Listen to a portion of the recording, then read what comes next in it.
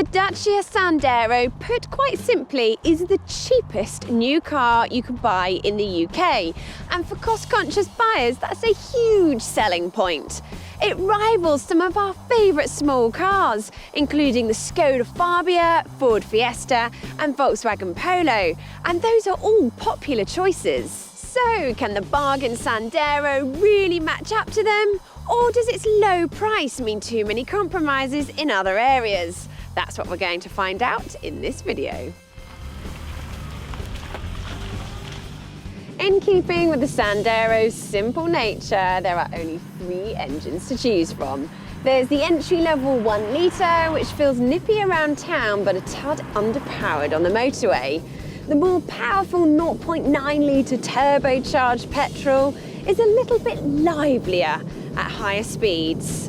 There's only 1 diesel, and we don't recommend this one because it's noisy and it makes the car vibrate like a washing machine on a spin cycle. Ride comfort is decent, but don't expect the Sandero to handle anywhere near as well as a Ford Fiesta. There's plenty of body roll through the corners and the steering is rather numb. Refinement is also a bit of an issue as wind and road noise seems to find their way into the cabin. Some people will struggle to find a comfortable driving position because there's no height adjustment on the seat, and although there's rake, there's no reach adjustment on the steering wheel.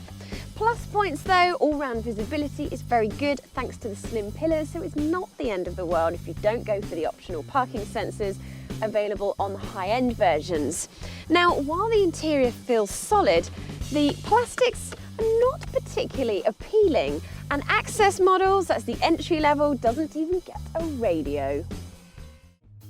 Ambience versions of the Sandero get a single colour infotainment screen, which has traditional buttons and knobs to control the functions, rather much like an old-fashioned stereo, and it's a little bit fiddly. If you go for the range-topping Lorette, you get a 7-inch touchscreen with sat-nav, and it's much better to use because the menus are logically laid out and it's very responsive.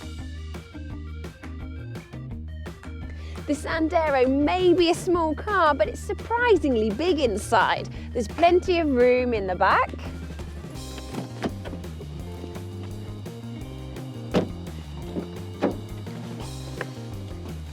And the front. Plus, there's a decent amount of storage because the glove box is actually quite big. And then there's little cubby holes somewhere, a banana, and a water bottle in the door bin. When it comes to boot space, the Sandero is highly impressive. It beats other budget models such as the Ford Ka Plus by quite some margin. The only obvious downside is that there's a high load lip, no variable boot floor. However, there are some handbag hooks just in case someone else has taken up the glove box.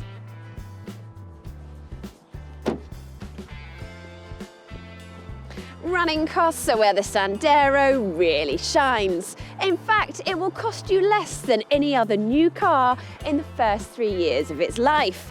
True, we'd avoid the entry-level access model for its Spartan equipment list.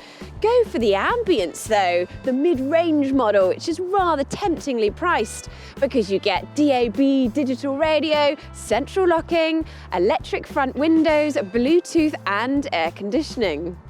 So if you're looking for budget family transport, the Sandero is definitely worth considering. It's flawed in many places, but it's a lot more practical than many cars that cost thousands more. For plenty more on the Dacia Sandero, head to whatcar.com and make sure you never miss a video by clicking subscribe.